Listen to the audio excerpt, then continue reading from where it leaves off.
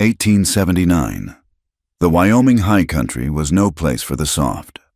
Winter arrived in October and did not release its grip until May. It was a land of sharp granite peaks and valleys so deep the sun only touched their floors for an hour a day. The wind, it had a name out here. It was the Wyoming wind.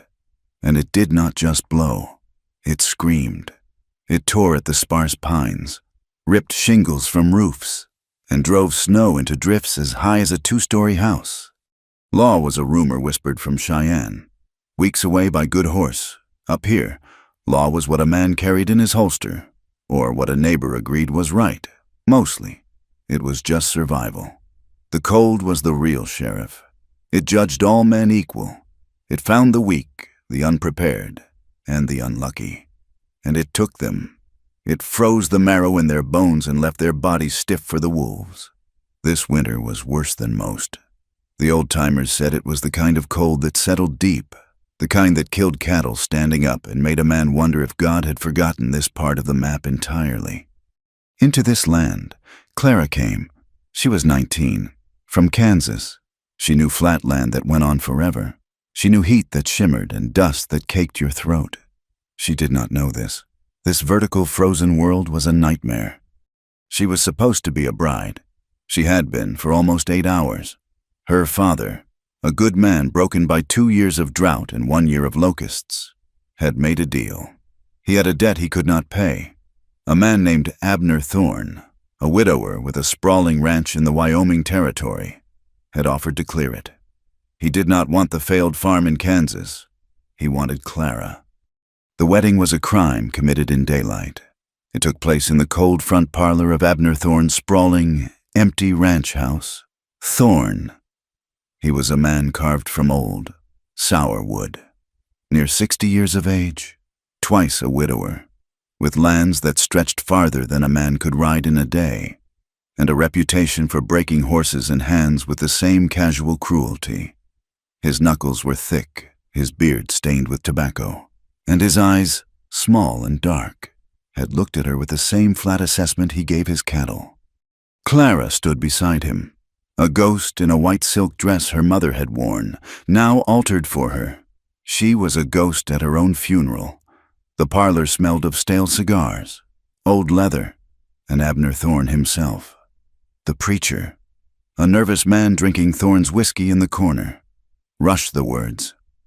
Clara's father stood near the door, his hat clutched in his hands, his eyes fixed on the floor.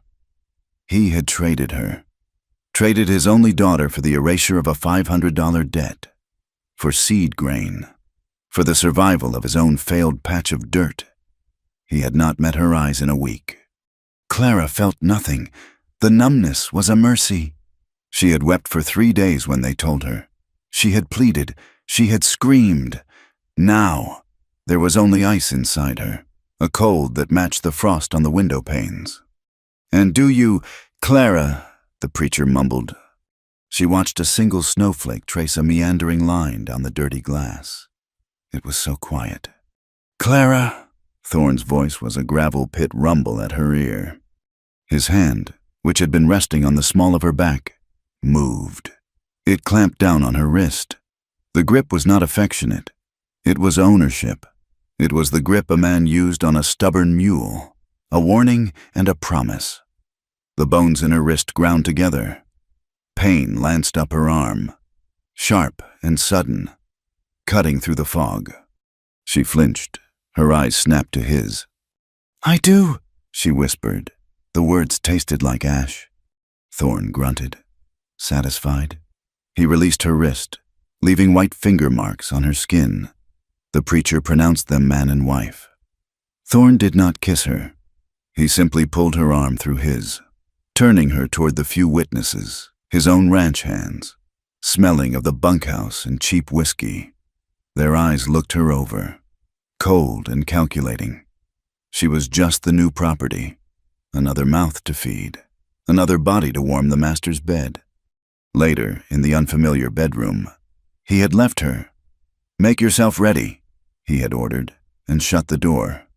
She heard him downstairs, his voice raised, pouring another drink. She stood in the center of the room. "Ready?" The word echoed.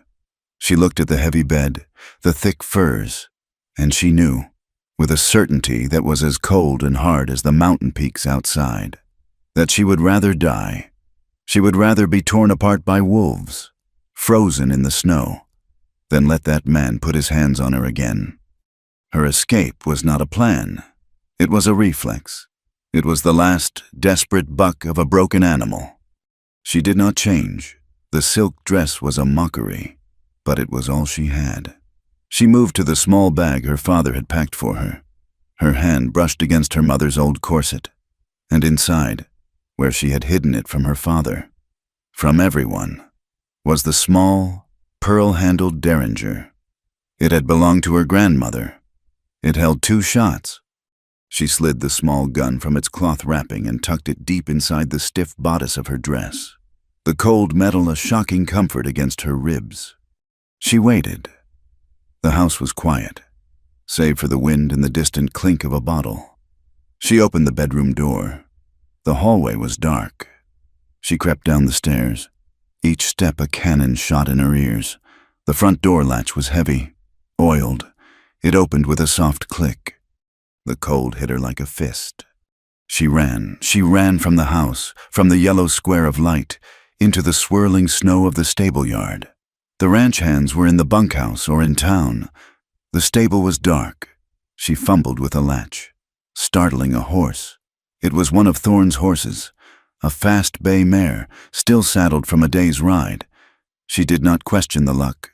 She pulled the reins, led the horse out into the snow, clumsy in her thin slippers and silk dress. She jammed her foot into the stirrup, hiking the heavy dress up, and threw herself across the saddle. The mare, spooked by the wind and the ghost on her back, bolted. Clara clung to the horn, gasping as the horse plunged through the ranch gate and onto the open, dark expanse. She had no map, no direction. She just pointed the horse away from the ranch, away from Thorne, and prayed. The blizzard consumed the world. It was no longer night, just a howling, suffocating whiteness. The horse stumbled, panicked in the deepening drifts, and through her, Clara fell hard, the air knocked from her lungs. When she surfaced, gasping, the horse was gone, just the sound of its terror, swallowed by the storm. She was alone, on foot, in a wedding dress, in a Wyoming blizzard. She walked. She walked until her legs were numb stumps of wood that she had to command to move. The fine silk of her dress, now torn to rags by grasping branches and barbed wire she had not seen, was a joke. It offered no warmth. It was a shroud. Her feet were gone. She could not feel them. She fell.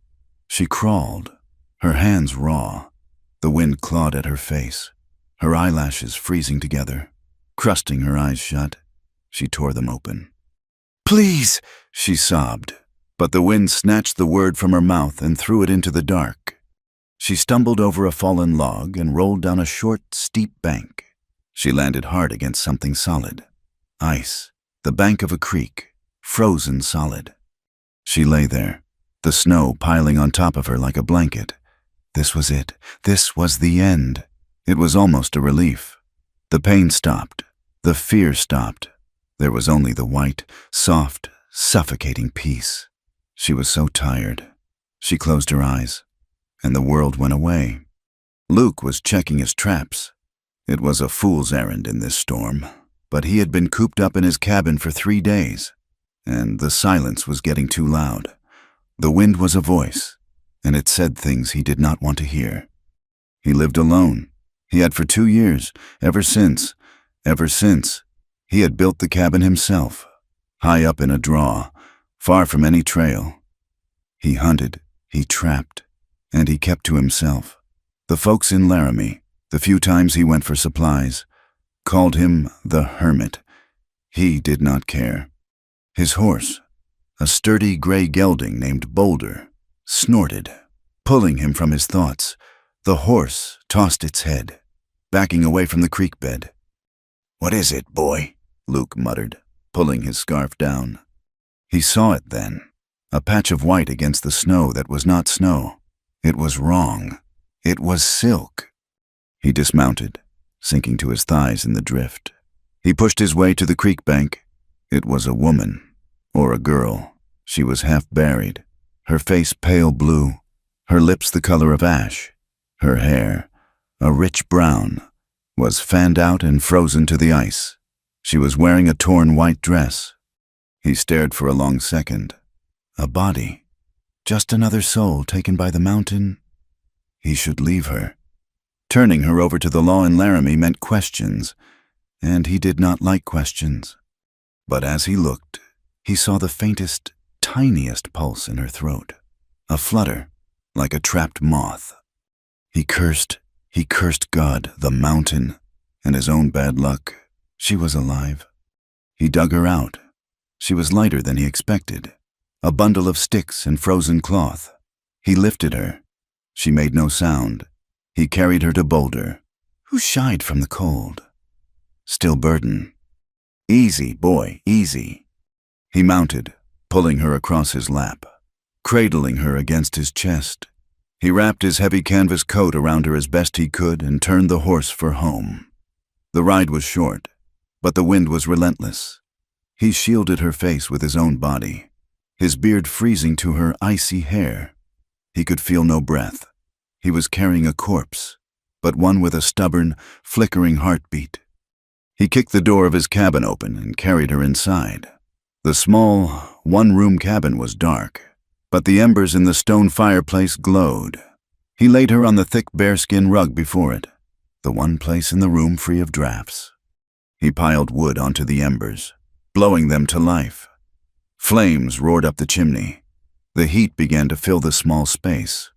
He turned back to her. She had not moved.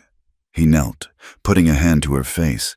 She was so cold it burned his skin. He knew what he had to do. He had seen it with calves born in blue northers. He had saved a trapper once. Years ago, the same way. He tried to unbutton the dress. The silk was frozen solid. The buttons, tiny pearls. Impossible for his thick, cold fingers. He went to his table, grabbed his skinning knife, and returned. He hesitated for only a second. Then, carefully, he sliced the dress open. From her throat to her waist, he peeled the ruined, icy fabric away. Underneath, she wore a corset. It was a cruel thing of whalebone and steel, and it too was rigid with ice. He worked at the laces, his fingers clumsy. He cursed softly, finally cutting the laces with the knife. The corset sprang open. Tucked inside, against her ribs, was a small, pearl-handled derringer. Luke paused. He looked at the tiny, almost comical gun, then at her face. It was a lady's gun, a gun for hiding. He took the weapon, checked that it was capped, and placed it high on the mantel, well out of reach. He cut away the rest of it, the chemise, the stockings, the thin slippers, all of it frozen, stuck to her blue-white skin. He worked fast, not looking at her as a man looks at a woman, but as a stockman looks at a creature he is trying to save from the frost. When she was bare, he saw the bruises, dark, angry marks on her left wrist, a shadow on her throat, just under her jaw, that looked like fingers. He stopped. His breath hitched. He looked at the bruises, then at the ruined wedding dress. He understood. He did not know the story, but he understood the shape of it, and a cold, familiar anger settled in his gut. He shook it off. Survival first, questions later. He stripped off his own heavy coat, his flannel shirt and his union suit, down to his drawers. He pulled the thickest wool blankets from his cot. He lay down on the rug beside her, the heat from the fire scorching his back. He pulled her stiff, icy body against his. It was a shock, like embracing marble. He pulled the blankets over them both, tucking them in tight, sealing out the drafts, creating a pocket of shared air. He held her. He held this frozen stranger, his own warmth fighting her deathly cold. He rubbed her back, her arms, his rough hands chafing her skin, trying to force circulation. It was a grim, desperate intimacy. He could feel the smallness of her, the fragility of her bones under his hands. He smelled the faint, clean scent of soap beneath the ice and the fear. He closed his eyes and just held on, pouring his own life's heat into her, waiting for the first shiver. It was the only way. Clara woke to two things: warmth and the smell of wood smoke and man. Her eyes flew open. The world was blurry. A low ceiling of rough-hewn logs, firelight flickering on wood. And weight, a heavy arm across her waist, a solid, warm body pressed against her back. She was naked. The panic was instant, acidic, choking her. It was Thorn. He had found her. The wedding night, the thing she had fled, was happening. She had failed. She screamed. It was a raw, thin sound, like a rabbit in a snare. She shoved, scrambling away, tangling in the heavy blankets. She rolled and landed on the cold plank floor, the shock of it clearing her head. He was not Thorn. The man sat up from the bearskin rug. He was big, dark-haired, with a beard thick with frost that was now melting in the heat. He wore only his drawers, his chest broad and scarred. His eyes were not cruel like Thorn's. They were nothing. They were just tired, deeply tired. Clara's eyes darted around the small room. Fireplace, table, cot, and on the table, next to a half-eaten loaf of bread, was a knife. She lunged for it. She grabbed the wooden handle and spun, pressing her back against the rough-cut table. She held the knife out, her hands shaking so badly she could barely keep her grip. The heavy blanket pooled around her waist. "Stay back!" she hissed. Her voice was cracked, raw. "Do not touch me!" The man slowly raised his hands, palms out. He did not get up from the rug. He just watched her. "Easy," he said. His voice was low, rough from disuse. "I am not going to hurt you." "Where am I? Who are you?" "Name's Luke. This is my cabin. You are in the Laramie Mountains. I found you by the creek. You were near frozen." She looked down at herself, naked under the blanket she had managed to pull around her shoulders. She saw the pile of her silk rags near the hearth, steaming as they thawed. "You," she stammered, her teeth chattering violently now. "You undressed me?" "Your clothes were ice," he said, his voice flat, without emotion. "It was that, or I bury you in the morning. Your choice." The bluntness of it stopped her. He was not apologizing. He was not threatening. He was stating a fact. He looked at the knife. He looked at her, trembling, her eyes wide with terror, her knuckles white on the handle. He sighed, a sound of deep weariness, and rubbed a hand over his face. "My shirt is on the peg by the door.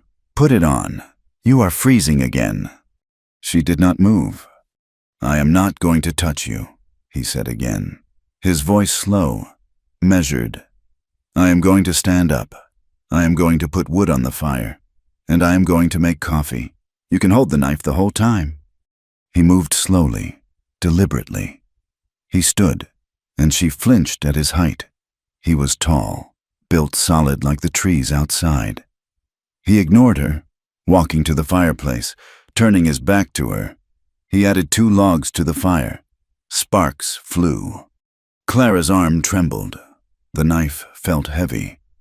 She looked at this stranger, at the cabin that was a cage, and at the howling white fury outside the single window. She had escaped Abner Thorn, only to be trapped by the mountain, and by this man. "Who are you?" she asked again, her voice smaller. Luke turned from the fire. He looked at her, really looked at her, his eyes tracing her face. "I am just a man," he said, "same as you, just trying to survive." He did not ask her name. He did not ask where she came from, or why she was in a wedding dress in the middle of a blizzard. She did not lower the knife. He did not move to take it. The fire crackled. The wind howled. And the two of them, 2 damaged, wary creatures, just watched each other across the small, warm room. The blizzard held for 3 days. It was not a storm, but a siege. The wind did not stop. Not for an hour. It was a high, thin scream that worked its way through the chinking of the cabin logs, a constant reminder of the white death outside. For those 3 days, they lived in the small, 10 by 12-foot space. Clara had stopped shaking, the knife resting on the table, within her reach but no longer in her hand. She wore his shirt. It was heavy wool, smelling of wood smoke and clean sweat, and it hung on her like a sack. The sleeves rolled up 5 times. It was the warmest thing she had ever worn. On the first morning, she had stood by the door, looking at the solid wall of white. "I will leave," she said, her voice hoarse. "When the storm breaks." Luke had nodded, not looking at her. He was pulling on his heavy boots. "It might be a while," he said. He did not ask her to stay. He did not ask her to go. He just accepted it, as he accepted the weather. He had given her the bearskin rug by the fire. He took the cot, the one tucked in the coldest corner, with only 2 thin blankets. The cabin was his whole world, built with his own hands. The logs were unplaned pine, still weeping a little sap near the hearth. It was simple. A stone fireplace dominated one wall, its construction rough but solid. It did not smoke. A small table, 2 3-legged stools, and the cot were the only furniture. Pegs on the wall held his few clothes, a string of snowshoes, and a heavy buffalo coat. In the corner, shelves were stocked with necessities: sacks of flour, beans, coffee, a keg of salt, and twists of dried tobacco. Cured hides were stacked in another corner, their smell earthy and sharp. It was a small, tight, male space, but the fire made it a refuge. The light was golden, against the constant shrieking whine of the wind. The crackle of the logs was a sound of defiance. It was the only warm place in 1,000 square miles, and they were trapped in it together. Their days fell into a silent rhythm, a dance of 2 wary animals forced to share a den.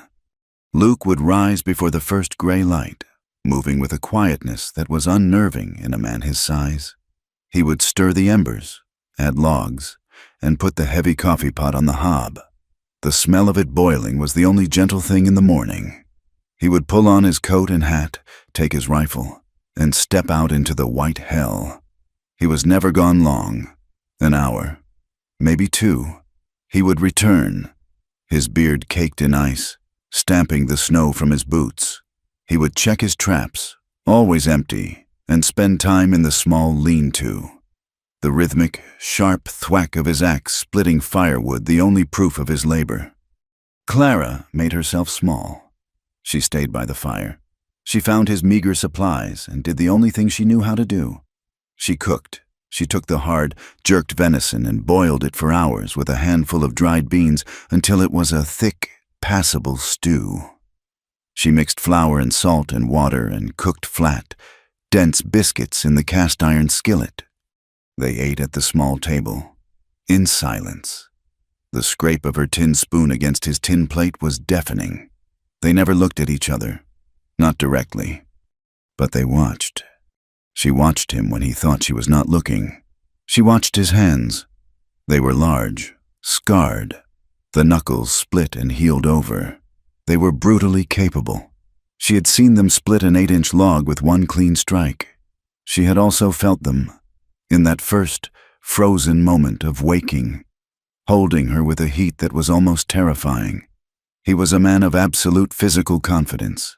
But his eyes were old. They were gray, like the winter sky, and held a deep, settled sadness she could not name. He watched her. He watched her hands, pale and fine-boned. As she stirred the pot, they were hands that had never done this kind of work. He watched her as she stared into the fire, her profile etched by the light. She was beautiful, but it was a beauty that was bruised and terrified. She moved like a deer, ready to bolt at any sudden sound. He took care to move slowly, to place the logs on the fire gently, to not slam the door. He did not know her name, and he did not ask. She was just the girl. A piece of frozen trouble the storm had dumped on his hearth. The second night, the nightmare came. Clara slept, but it was not rest. She was back in Thorne's house, the parlor, the smell of whiskey and stale cigars, the crushing grip of his hand on her wrist, the way his small, dark eyes had assessed her, not as a person, but as a mare he was about to breed. She was in the upstairs room, the heavy bed looming, and the door handle was turning. She screamed. It was not a loud sound, but it was piercing, a sound of pure, animal terror. She woke herself with it, sitting bolt upright on the bearskin, tangled in the wool shirt, her heart trying to hammer its way out of her chest. In a second, he was there. He had crossed the dark cabin in 2 strides. He knelt in front of her, his hands grabbing her shoulders. "You are safe," he growled, shaking her slightly. "Wake up, you are here." The grip, the sudden movement, the man looming over her in the dark. It was the dream. It was Thorne. "No!" she shrieked, and she began to fight. She clawed at him, her nails raking his arm. "Do not touch me! Get off me!" She was hysterical, seeing only the monster from her memory. Luke did not see a woman. He saw a spooked horse, blind with panic. He grabbed her wrists, pinning them. "Stop it! Stop! It is me! Luke! You are in the cabin! You are safe!" But the word safe meant nothing. She was trembling so violently her teeth rattled. It was a deep, systemic shudder, a vibration of absolute, soul-deep terror. And Luke felt it. He felt the fragile bones in her wrists. He felt the trembling that was not from cold, but from a place he knew. He let go. He released her so fast it was as if her skin had burned him. He scrambled back, putting 3 feet of space between them. Clara collapsed, pulling her knees to her chest, rocking back and forth, sobbing into the wool shirt.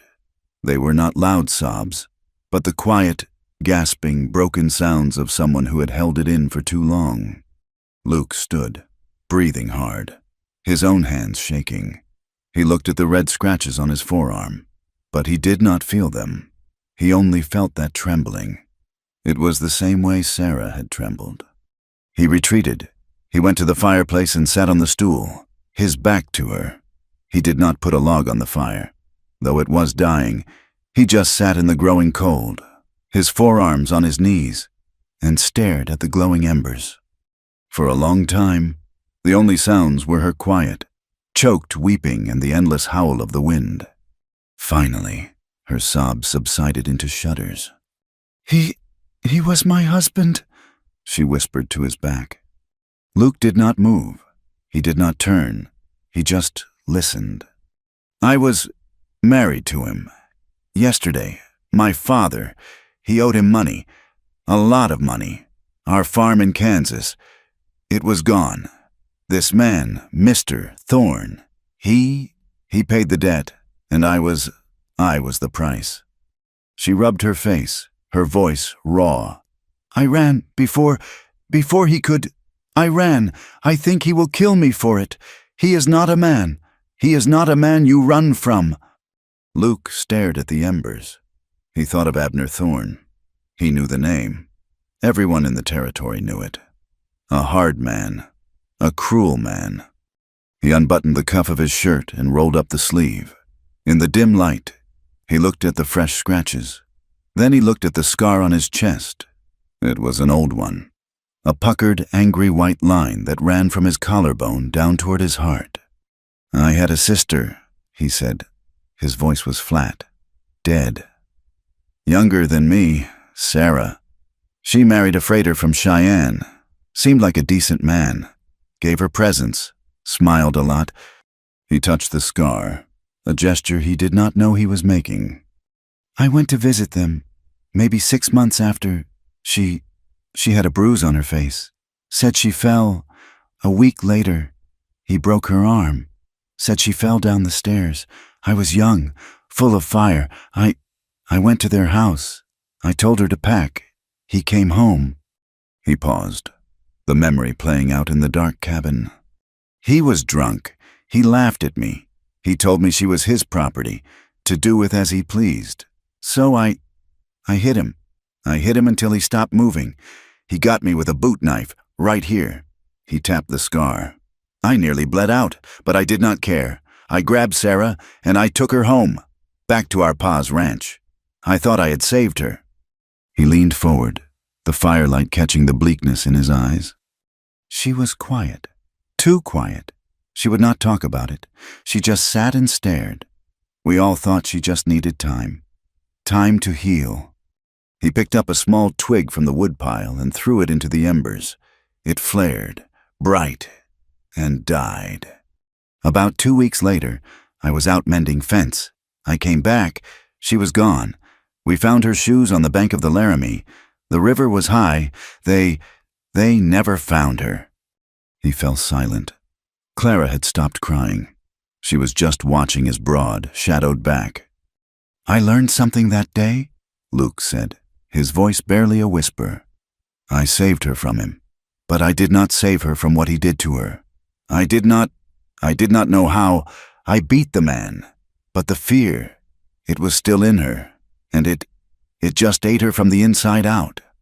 He stood up, and for the first time, turned to look at her. She was watching him, her eyes wide in the gloom, her face stained with tears. They were not strangers anymore. They were two people in a room, marked by the same kind of violence. He looked at her, trembling on the floor, and he saw his sister. "You should sleep," he said, his voice rough. "He is not here. I will not let him get you. No one is coming through that storm." He turned away, went to his cot, and lay down, facing the wall. The next day, the silence was different. It was not the silence of strangers. It was the silence of a shared truce. The blizzard had lessened, the wind dropping from a scream to a steady, mournful moan. The light outside was brighter, a flat, shadowless gray. After a silent breakfast, Luke pulled on his coat. The wind dropped. "I am going to check the high traps." I will fetch some more water." Clara said the bucket was low. He nodded. "Do not go past the creek line. The drifts are deep." The air outside was shocking. So cold it felt like breathing in needles, but it was still. Clara wrapped one of Luke's spare blankets around her shoulders over the wool shirt. She took the bucket and the axe, not to chop, but to break the ice on the creek. She felt weak, but the cold air felt good. Clean. It scoured the cabin's scent of fear and smoke from her lungs. She made her way to the bank where he had found her. The creek was a ribbon of black, fast-moving water in a world of white. She knelt, broke the new ice near the edge, and dipped the bucket. As she stood, she heard a sound, a grunt, a splash. She looked upstream, 20 yards away, around a bend thick with snow-laden pines. She saw him. Luke. He was stripped to the waist. The rumors of sun she had seen through the window had been enough for him. Cabin fever, she guessed. He was kneeling by the creek, his back to her, splashing the freezing black water onto his face and chest. Clara froze. She should have turned. She should have run back to the cabin. She did not. She watched. He was strong, not just big. The muscles in his back and shoulders moved under his skin like coiled ropes. The white, puckered scar on his chest was stark against his skin. He scrubbed at his face, ran wet hands through his dark hair, and then stood, bracing his hands on his knees, breathing deep. He was the opposite of Abner Thorne. Thorne was soft, thick in the middle, his power coming from his name and his money. This man's power was in his arms, his back, in the solid way he stood on the frozen earth. He was a part of the mountain. He was alive. And as she watched him, a jolt went through her. It was so sudden and so sharp it made her gasp. It was heat, a deep, pulling, shocking warmth that started low in her belly and spread through her limbs. It had nothing to do with fear, or debt, or survival. It was want. It was the first thing she had felt for herself in so long. She had almost forgotten the sensation. It terrified her more than the blizzard. He must have heard her. He grabbed his shirt from a branch and turned, his eyes finding her instantly. Clara dropped her gaze, her face burning, the heat visible as steam in the cold air. She grabbed the bucket and fled, slipping and stumbling in the snow, back to the cabin. That night, the cabin was no longer a refuge. It was a cage. It was too small, too hot, too quiet. The wind had returned, and it clawed at the roof. They ate the stew, the silence stretching so tight it hummed. Every move he made. She felt, every time she breathed, he seemed to listen. She was intensely, painfully aware of him, of the way his shirt felt on her skin, of his smell, of the memory of his body, half naked by the creek. After they ate, he went to his usual spot on the stool, pulling a whetstone from his pack. He began to sharpen his skinning knife. The sound was a rhythmic, metallic shing, shing, shing. It grated on her nerves. She was sitting on the bearskin, her knees drawn up.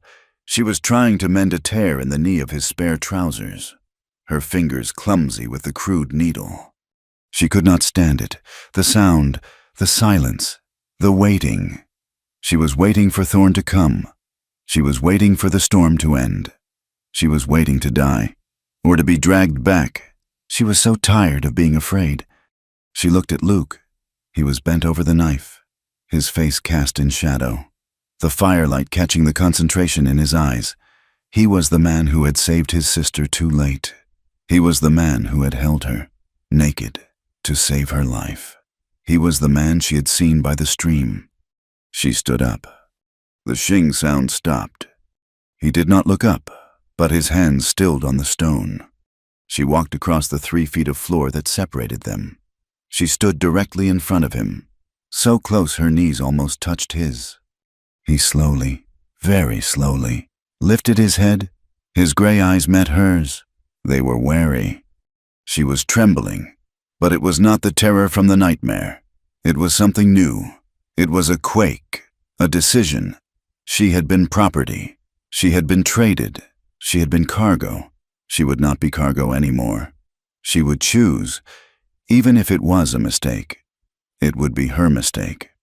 "Just do it, Cowboy," she whispered. Her voice was so low he barely heard it. He frowned, not understanding. "What?" I cannot," she swallowed, her throat dry. "I cannot have his hands be the last thing. I cannot have that fear be the only thing." She was not making sense, but she did not know how else to say it. She reached out a shaking hand and touched the scar on his chest, just above his shirt. "I do not want to be afraid anymore." He understood. His eyes widened, just slightly. He understood what she was asking, and he saw the terror and the desperate, heartbreaking bravery in her face. He put the knife and the stone on the hearth, very slowly. He stood up. He towered over her. He looked down at her, his face a mask of old pain. "Girl," he started, his voice rough. "I am not—" "I know," she said. She grabbed the front of his shirt, just as she had seen him grab branches. "Please." He looked at her, at this broken, beautiful, desperate thing, and all the coldness, all the loneliness of the last 2 years, cracked. He kissed her. It was not a gentle kiss. It was a collision. It was all the ice and fear and rage of the last week. It was his guilt and her terror, crashing together. His beard was rough against her skin, his mouth hard. She kissed him back, a desperate, drowning gasp, clinging to him. She began to shake. The trembling started in her legs and moved up. The old terror, the memory of Thorn, the feeling of being taken. He felt it. He felt her go rigid in his arms, her hands beating weakly against his chest. It was Sarah. It was all happening again. He broke the kiss, his own breath ragged. "No," he growled, more at himself than at her. He was going to stop. He was going to push her away. But she would not let him. She was crying, but she held on to his shirt. "Do not stop," she pleaded. "Please, do not stop." He looked at her, and his heart broke. He had to steady her. He had to stop the trembling, or it would consume her. He put his hands on her shoulders and turned, pushing her back against the solid cabin wall. The rough-hewn logs bit into her back through the thin wool. It was a shock. It was solid. It grounded her. He pressed his body against hers, pinning her there, not with violence, but with weight, with heat, with presence. He held her head between his hands, forcing her to look at him. His face was inches from hers. The firelight flickered in his dark, intense eyes. "Are you sure?" he asked. His voice was raw, desperate. "You have to be sure." He was giving her the choice, the one his sister never got, the one her father had stolen. Clara looked into his eyes, and she saw his pain, his guilt, and she saw her own way out. She did not say yes. She reached up, tangled her fingers in his hair, and pulled his mouth down to hers. It was not about love. It was about survival. It was a desperate, primal need to feel human, to reclaim the territory that had been stolen. His hands moved from her face, down her body. Learning her hands explored him, his solid back, his shoulders. It was a frantic, clumsy, desperate coupling, fueled by grief and a profound, aching loneliness. He was rough, but he was not cruel. She was terrified, but she was not unwilling. It was the first human touch that was not about debt, or ownership, or death. It was two ghosts, in a box of warm wood, howling against the storm, trying to prove to each other that they were still alive. And for a few desperate, breathless moments, they were. The morning after was louder than the storm. Silence in the cabin had changed. Before, it had been the wary quiet of two strangers. Now, it was the heavy, suffocating silence of a secret. Clara woke first. The fire had burned down to embers, and the cabin was cold. She was on the bearskin rug, alone. He was on his cot, his back to her, a solid, unmoving ridge under his blankets. She felt a sharp, confusing ache. It was not the terror she associated with Thorn. It was a new, hollow soreness, a physical reminder of what had passed, and with it, a hot flush of shame. She had begged him. She had pulled him to her. She, who had fled a man's touch, had demanded it from another. She dressed quickly, her fingers fumbling with the buttons on the mended trousers he had given her. His wool shirt still carried his scent. It felt different now. It was no longer a shield. It was an accusation. He rose a minute later. He did not look at her. He moved with a stiff, deliberate anger. He pulled on his boots, kicked the logs in the fireplace with more force than necessary, and went outside. Clara flinched at the slam of the door. She was alone, and the warmth of the night felt 1,000 miles away. He had taken what she offered, and now he despised her for it. She was what Thorn had tried to make her, a thing to be used. When he returned, he carried firewood stacked to his chin. He dropped it into the wood box, the crash making her jump. He still did not look at her. He grabbed the coffee pot, filled it, and jammed it onto the hob. The storm broke. He said, his voice was flat, dead. The same voice he'd used when he spoke of his sister.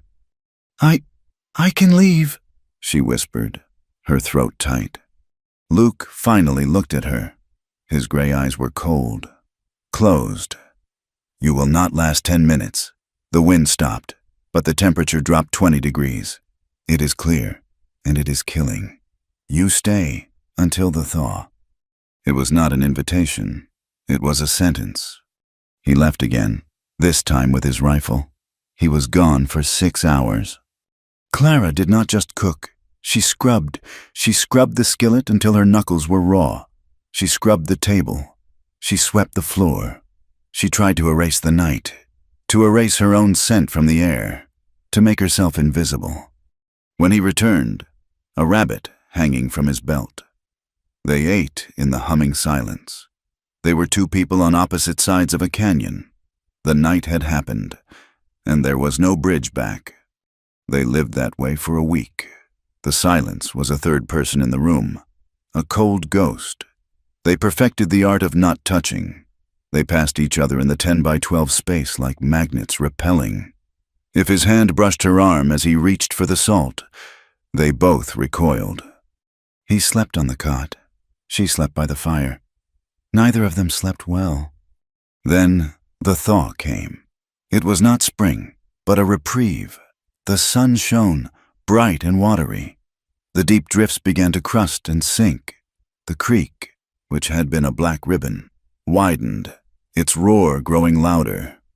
The work of survival had to resume. "The chinking is shot," Luke said one morning, pointing to the south wall. "The wind tore it out. We fix it, or we freeze when the next storm hits." Clara followed him outside. He showed her how to mix the mud with dried grass, how to pack it into the spaces between the logs. It was cold, filthy work. Her fine Kansas hands, already chapped, began to crack and bleed. She did not complain. She worked, her head down, grateful for the labor. Their hands were inches apart, packing the mud, his broad and scarred, hers small and bleeding. He saw. He stopped, went inside, and came back with a pair of his work gloves. They were stiff, massive. He tossed them at her feet. "Use these," he growled. "You are no good to me with broken hands." She put them on. They were a shield. But inside, they were worn soft from his use, and they were warm. He decided she was a liability. She was weak, she was slow, and she could not protect herself. His anger at the night, his guilt over Sarah, manifested as a harsh, impatient tutelage. "You are going to learn," he said one afternoon. He shoved his rifle into her hands. It was heavy, the metal cold. It smelled of oil and death. "I do not want to," she said, her voice small. "I do not care what you want. Thorn is out there. Wolves are out there. I am not always here. You will learn." He set up a tin can on a log, 30 yards away.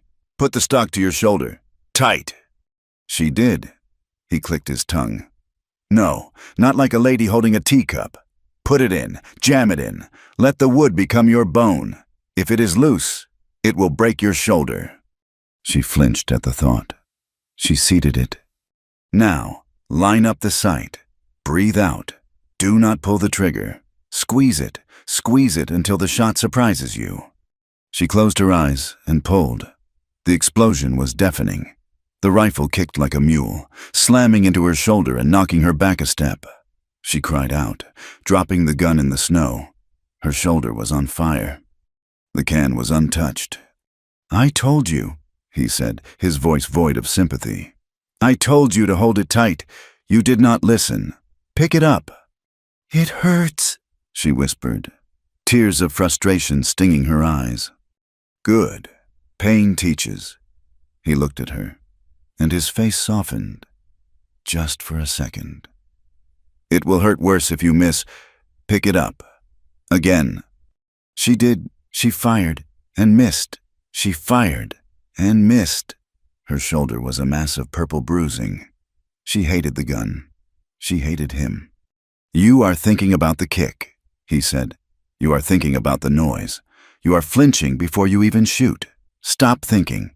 Just look at the can. Make everything else go away. Make the world just you and the sight and the can." She was angry now. Her shoulder throbbed. He was a cruel, silent brute. She lifted the rifle, jammed the stock into her ruined shoulder until the pain made her eyes water. She breathed out. She looked at the can. She squeezed. The explosion. This time, the can jumped, spinning off the log.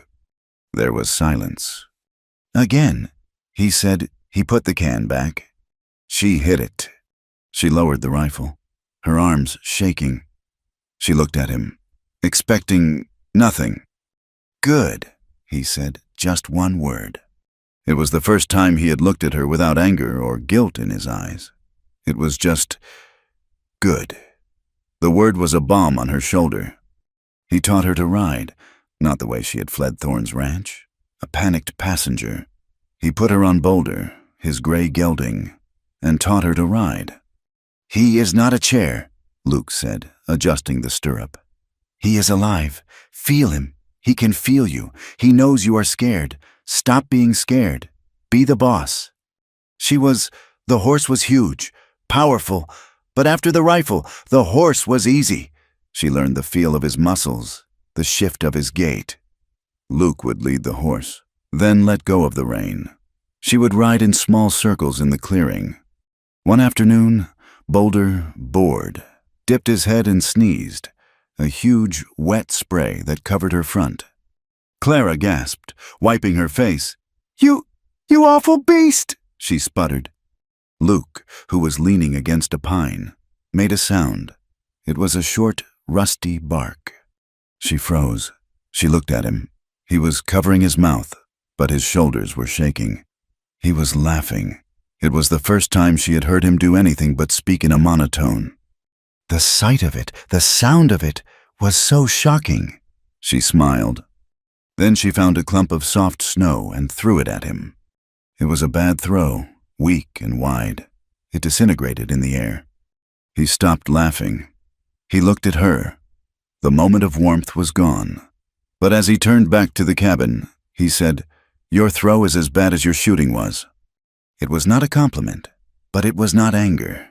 It was something new. The cabin walls seemed to grow wider. They still did not speak of that night, but they spoke of other things. He told her how to read the weather in the clouds. She told him about the flat, endless fields of Kansas. They found moments of truce. She was mending his shirt by the fire, her head bent, the light catching the brown and gold in her hair. He was oiling the rifle, his hands moving with practiced, efficient grace. He looked up, and his eyes rested on her. She felt the look, as tangible as a touch. She looked up. Their eyes held, for 1 second, 2. In his, she saw the man from that night, the one who had held her against the wall, his eyes full of a desperate, shared pain. In hers, he saw the woman by the creek, her face flushed, her eyes full of a life he thought had been beaten out of her. They both looked away. The fire crackled, suddenly too loud. The work, the shared survival, was building a bridge over the chasm of that night. They were becoming not lovers, but partners, a man and a woman, bound by a storm and a shared, unspoken trauma. It was a fragile, tender thing, this new peace. It was, of course, destined to be shattered. The man arrived on a Tuesday, late in the afternoon. His name was Silas Croft, but everyone in the territory called him Squint. He was a wizened, leather strap of a man who ran a mail and supply route for the high country hermits and trappers. He came once every month or two, if the snows allowed. Luke heard the jingle of his mule bells first. "Inside," he ordered Clara. His voice was sharp, urgent. "Do not make a sound." She scrambled into the cabin, hiding in the darkest corner, her heart pounding. Luke met Squint in the clearing. "Luke!" The old man cackled, dismounting. "Still alive. I see. Tougher than a boiled owl. I got your coffee. And your mail." "Just leave it," Luke said. "What is the news from town?" "Town is jumpin'," Squint said, spitting tobacco juice onto the snow. "Everyone is talking about Abner Thorne." Clara, her ear pressed to the crack in the door, went cold. "What about him?" Luke asked, his voice casual. "That new bride of his. Plucked her right out of Kansas. Pretty little thing. I hear, well, she up and run on him. On their wedding night. Can you feature it? Just vanished into that blizzard we had 3 weeks back." "Fool girl," Luke said, leaning against a tree. "Froze, no doubt." "That is what I reckon," Squint agreed. "But Thorne? He does not think so. He is hotter than a $2 pistol. Got men riding every trail. And he put this up." Squint reached into his saddlebag and pulled out a piece of paper, a flyer. He handed it to Luke. Luke took it. He unrolled it. From inside, Clara could not see it. She only saw Luke's shoulders go rigid. She saw his hand, the one holding the paper, clenched so tightly the paper crumpled. $50, Squint said, his voice full of awe. 50 gold dollars for information on one girl, Clara Bethpage, or Thorne, I guess, 19 years old, brown hair, blue eyes. Says here she is smart and manipulative, and likely armed. Luke stared at the paper. He saw the badly drawn sketch. It looked nothing like her, but the words were her, Clara. You see a girl like that, Squint said, nudging Luke. You might be tempted to keep her for yourself, but $50, that buys a lot of peace. Thorne will find her. He always finds what is his. If I see her, Luke said, his voice a low rumble, I will let you know. He handed the flyer back. I do not want this trash in my camp. Squint shrugged, tucked the paper away, and finished unloading the coffee. He traded a few more bits of gossip, but Luke was silent. The old man finally mounted up. You keep your eyes peeled. Luke, Thorne is not a man to cross. I know, Luke said. He watched until the mule was out of sight. He stood in the clearing for a long minute, the crumpled flyer still in his hand, though Squint had given it back to him. No, Squint had given him a new one. He walked to the cabin. He kicked the door open. Clara was standing by the table, her face as white as the snow outside. He did not speak. He walked to her and threw the flyer on the table. Reward, $50, for the return of Clara Thorne, née Bethpage. She stared at it. Luke, she whispered. You lied, he said. His voice was not loud. It was worse. It was the dead, cold calm of the mountain peaks. I did not know how to tell you. You came into my home. You ate my food. You used me. No, she cried, the word torn from her. It was not that night. It was not a lie. You brought him here, he roared, the control finally breaking. He swept his arm across the table, sending the tin plates and her mended trousers scattering. You brought Abner Thorne to my door, a man like that. He was breathing hard, his face pale, the scar on his chest standing out. He was not seeing her. He was seeing his sister. He was seeing the freighter from Cheyenne. He was seeing the man he had failed to stop. Luke, I was afraid. She wept, backing away.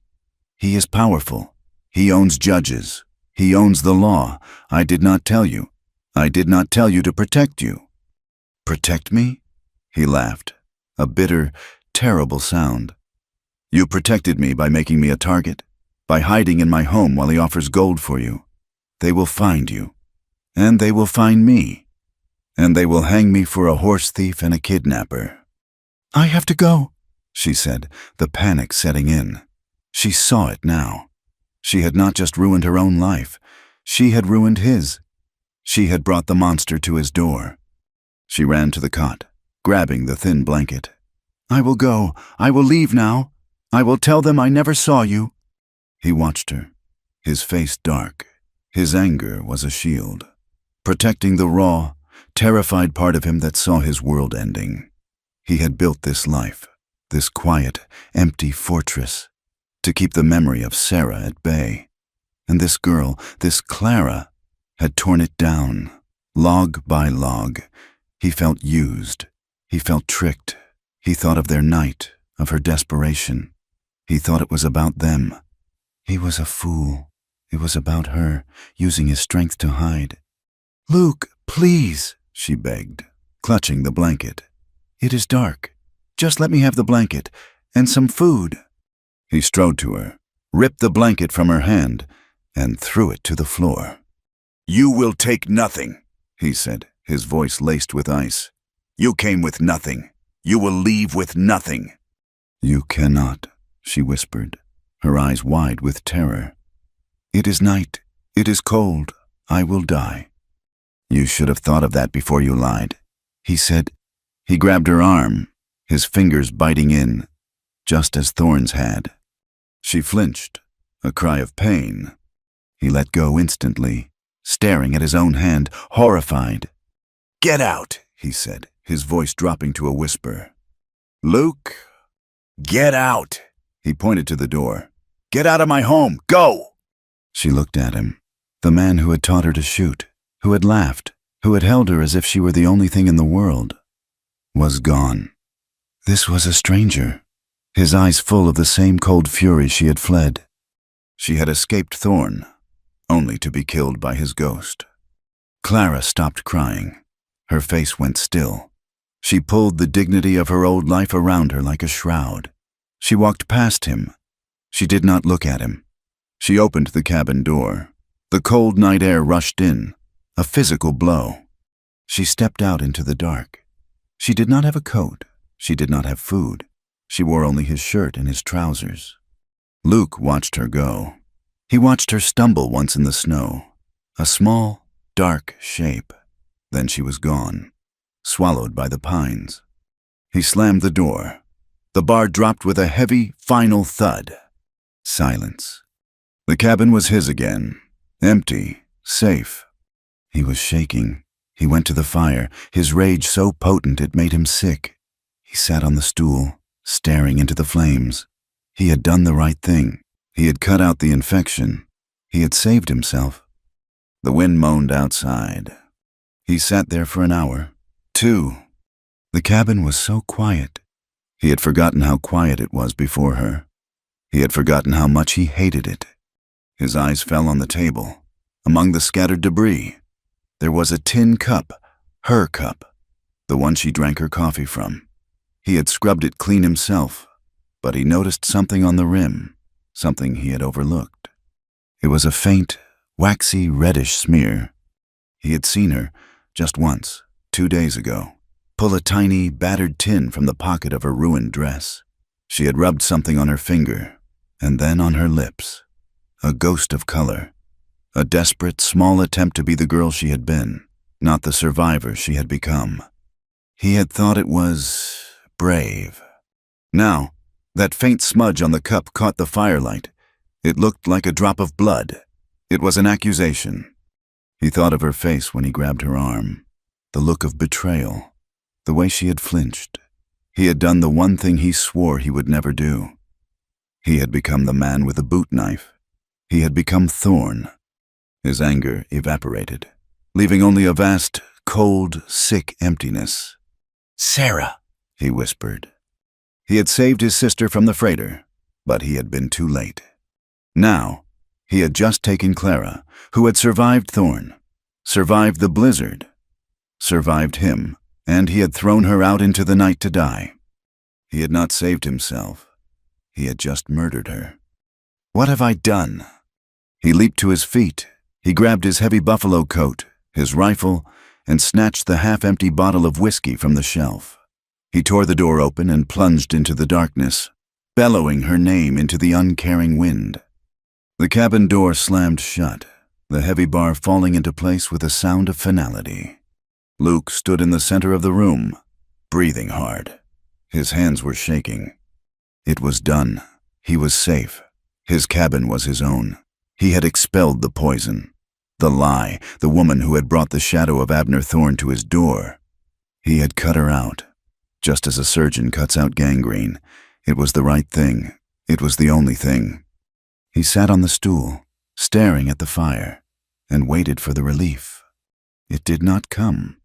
Instead, the silence of the room, once his comfort, rose up and began to suffocate him. It was a thick, heavy, absolute quiet, broken only by the wind's low moan. The cabin had never felt so empty. It was not just empty, it was hollowed out. He had won. He had driven out the danger. He was alone, just as he had been for 2 years. His rage, which had been a fire in his belly, began to cool, leaving a sick, cold ash. He had yelled at her. He had grabbed her.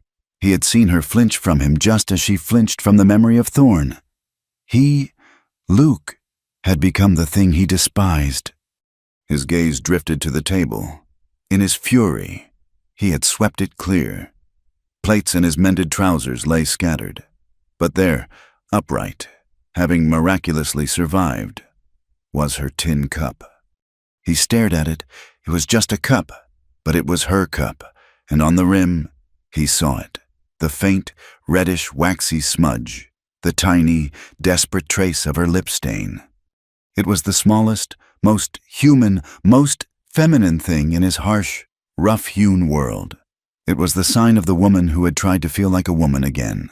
Not just a survivor, the woman who had, 2 days ago, shyly mended his trousers. The woman who had, last week, hit the tin can with his rifle and looked at him with such fierce, stubborn pride. And he had taken that woman, in her thin wool shirt and borrowed trousers, and thrown her out into a 20-degree night to die. He was not protecting himself from Thorn. He was murdering her to protect his own cowardice. He was not saving his own life. He was repeating his sister's death. He was the freighter. He was the river. He was the thing that let the fear win. "Sarah," he whispered. The name was a confession, a prayer. No. He did not just stand. He exploded. He grabbed his heavy buffalo coat from its peg. He grabbed the rifle. He grabbed the bottle of whiskey from the shelf. Not for him, but for her. He did not bother with the door bar. He kicked the door open, the wood crashing against the outer wall, and ran into the night. He saddled Boulder in a frantic, fumbling haste, his frozen fingers clumsy on the cinch. He did not take time to think, to plan. He just rode. "Clara!" he bellowed. His voice was ripped away by the wind. "Clara!" He rode toward the creek, the place he had found her the first time. The moonlight was brilliant, turning the snow-covered world into a landscape of blinding white and shadows as black as wells. The cold was a physical thing, a creature with teeth that bit at any exposed skin. He found her tracks. They were small. Stumbling, they led away from the creek, upstream, toward the high country. She was not trying to get to a road. She was just running from him. He spurred Boulder, the horse plunging through the chest-deep drifts. "Clara!" He followed the tracks for an hour. They led up a steep incline, a narrow game trail he used for his high traps. The snow here was treacherous, piled in deep drifts against the rock face. He was not thinking about the mountain. He was thinking only of the small, dark shape he had last seen, walking into the woods. He pushed the horse harder, up the last steep switchback. He heard the sound before he felt it. It was not a loud crack, like a rifle. It was a deep, guttural groan. It was the sound of the mountain shifting, of 1,000 tons of snow and ice giving way. "No," he whispered. He looked up. The moonlight caught it. The entire upper ridge was moving. A white wave, a solid wall of snow, was detaching itself. The avalanche.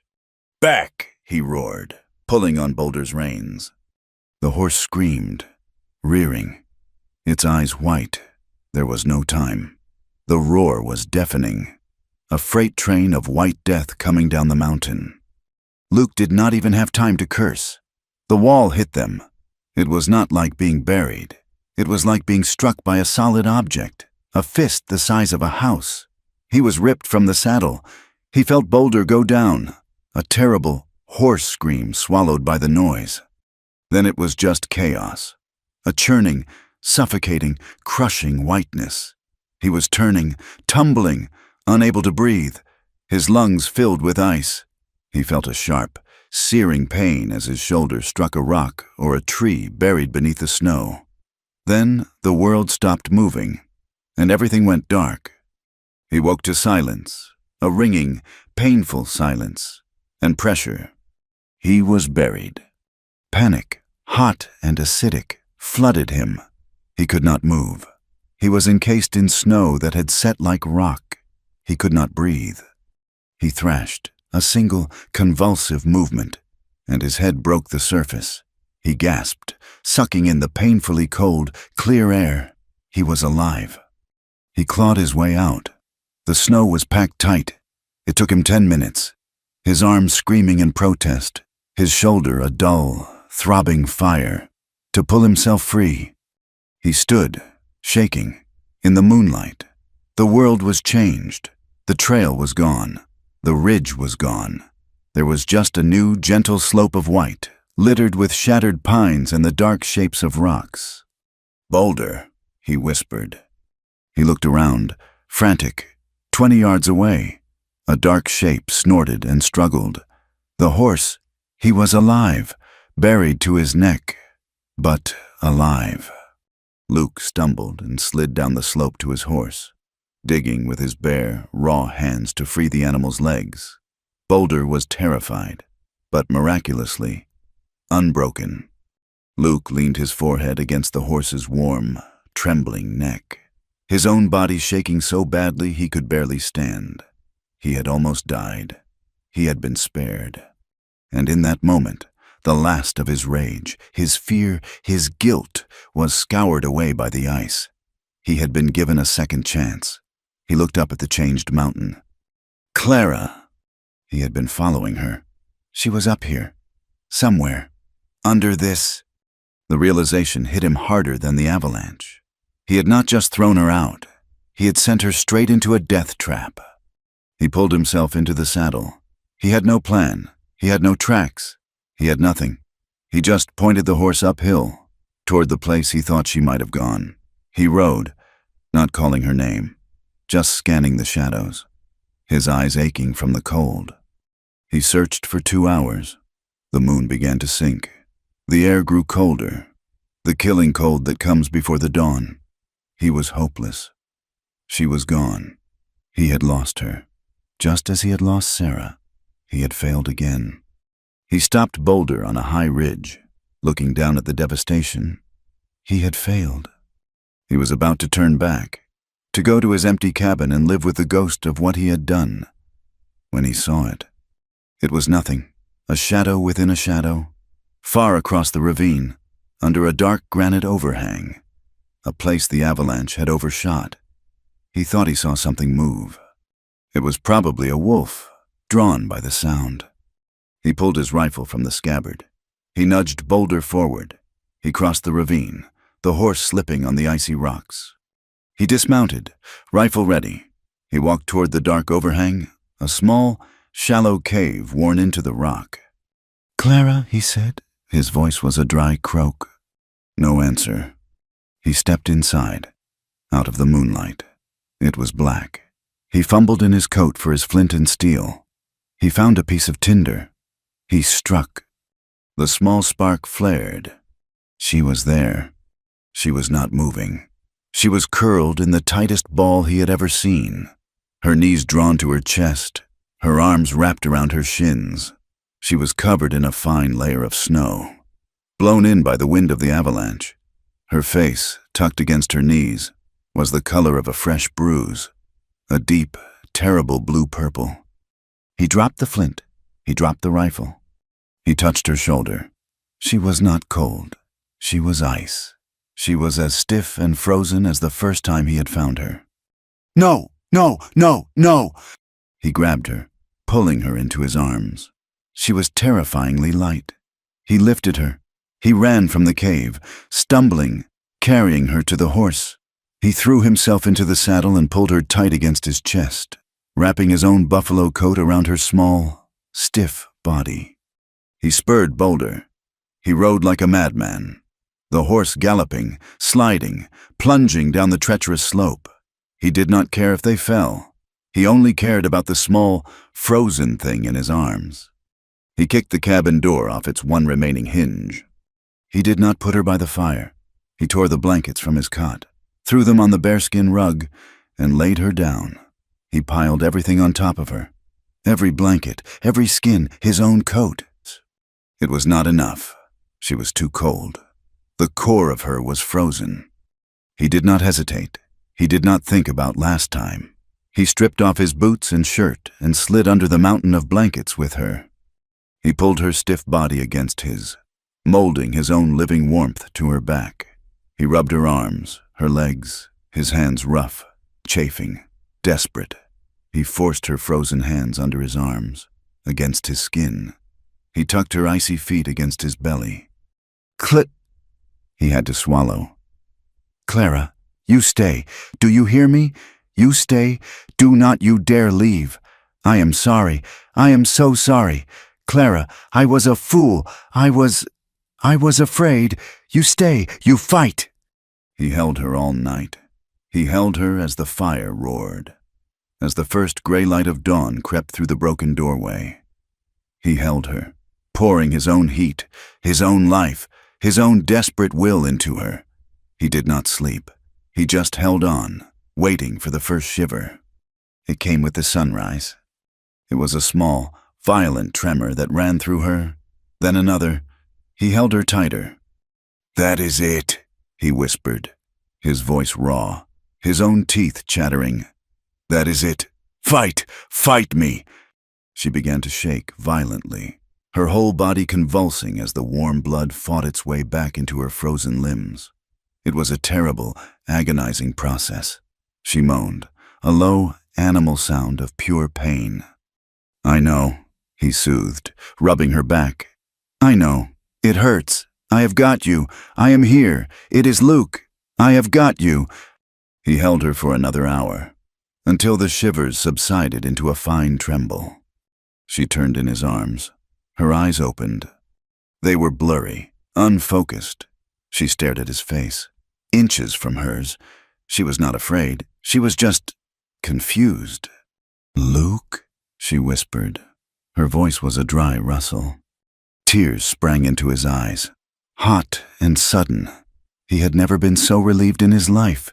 He closed his eyes, his forehead resting against hers. I am here, he choked out. You came, she whispered. I am sorry, he said, the words tearing out of him. Clara, I am so sorry. I was a monster. I lied, she whispered, her own eyes filled with tears, which slid, hot, onto her cold cheeks. I lied to you. I put you in danger. I do not care, he said, his voice fierce. He pulled back so he could see her. I do not care about Thorn. I do not care about the $50. I only care that I did the same thing. I let the fear win. I am sorry. Clara, I am so sorry. She looked at him, at the raw guilt in his eyes, at the exhaustion, at the tears on his rough beard. She saw the man from that first night, the one who had told her about his sister. She lifted a trembling hand, her fingers still numb, and touched his face. Luke. It was the first time she had said his name with such tenderness. It broke him. He gathered her closer, and he just held her. They did not speak. They lay tangled in the blankets on the floor, and for the first time, they both cried. Not in fear or in rage, but in a profound, shattering relief. They had both, in their own way, been brought back from the dead. They lay there until the sun was high in the sky. He finally broke the silence.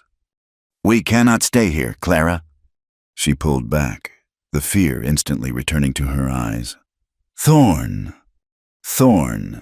he agreed. Squint will be back. Thorn will send men who are not old and half blind. This is the first place they will look.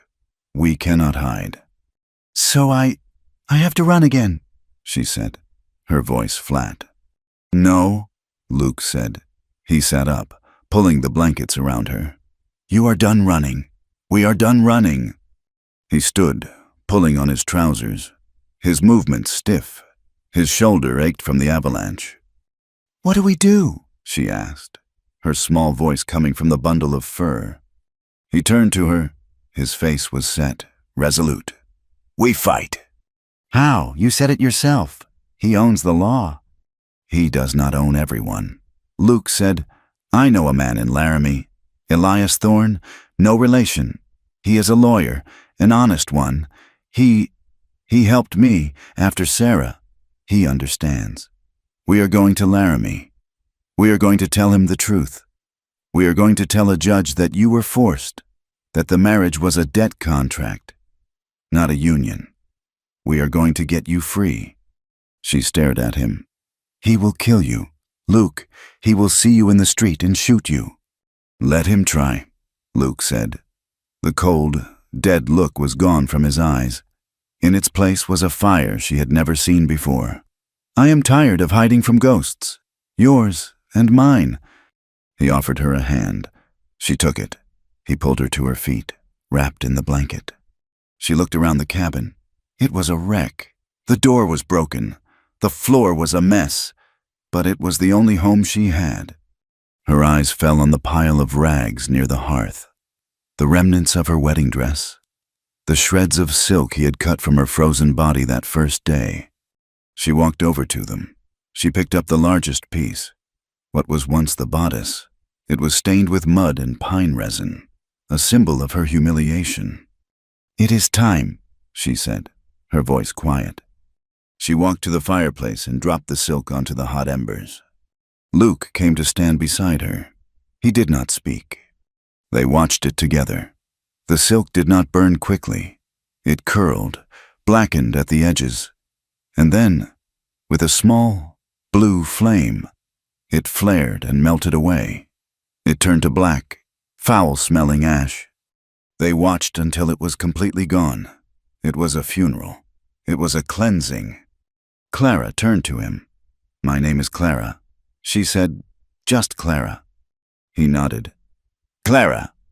He looked at her, standing in his oversized shirt, wrapped in a blanket, her hair wild, her face bruised by the cold. She was the most beautiful thing he had ever seen. "We leave tomorrow, at first light," he said. That night, the cabin was different. He had fixed the door as best he could, bracing it with a log. The room was warm again. They sat at the table, eating a quiet meal of biscuits and jerky. There was no tension. The shame was gone. The silence was not a weapon, it was a comfort. When it was time to sleep, he laid out the blankets on the bearskin rug for her. "I will take the cot," he said. He turned, but her hand on his arm stopped him. "Luke." He looked at her. "Stay," she whispered. It was not a plea. It was not a demand. It was an invitation. He looked into her eyes. The fear was gone. The desperation of that first time was gone. There was just her. He sat on the rug beside her. He took her face in his hands. He did not kiss her. He just looked at her. "Are you sure?" he asked. He had asked her this before, against the wall, in the grip of fear and desire. She smiled, a small, slow smile that lit her entire face. "I have never been more sure of anything." She leaned in and kissed him. It was not the collision of before. It was slow. It was tender. It was a discovery. It was two broken people, finally finding the healing they thought was impossible. He laid her down on the bearskin, and in the warm, golden light of the fire, they made love. It was not a frantic coupling. It was a long, slow, tear-filled act of devotion. It was not about survival. It was not about reclaiming. It was about love. He held her all night, her face tucked into his neck. Outside, the wind howled, and the mountain waited, and the shadow of Abner Thorne crept closer. But inside the small cabin, for the first time, two people who had been dead for a long time were, finally, completely, and incandescently alive. They left the cabin at the first sign of dawn, a thin gray-blue line in the east. The world was utterly still, the air so cold it felt brittle, as if the sky might crack. Luke had packed jerky, the last of the biscuits, and 2 blankets. He carried his rifle. He had given Clara the small derringer, the one he had taken from her frozen dress, now cleaned and recapped. She had tucked it back into her waistband. "Where is your coat?" she had asked him, as he wore only his heavy wool shirt. He had just looked at her, then at the heavy buffalo coat he had wrapped around her shoulders. It swallowed her. The sleeves hung a foot past her fingers. "I run hot," he said. He helped her onto Boulder's back. The horse was the only way she would make it. He took the reins. "We will be slow." But we will be steady.